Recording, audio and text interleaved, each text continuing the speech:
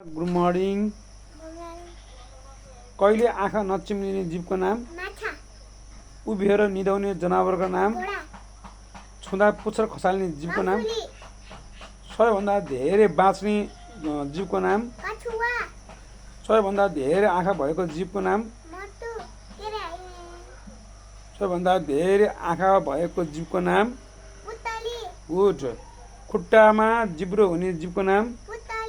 खाना खाएपछि रुने जीवको नाम? गोही। स्तनधारी पक्षीको नाम? चमेलो। गुड। तीनवटा मुटु हुने जीवको नाम? अक्टोपस। गुड। जिब्रोबाट पसिना निकाल्ने जनावरको नाम? कुकुर। कुकुर। मानिस जस्तै हाँस्ने जनावरको नाम? हाइना। गुड। लाटो जनावरको नाम? जिराफ। जिराफ। अनि विश्वको सबैभन्दा अग्लो हिमालको नाम? सगरमाथा।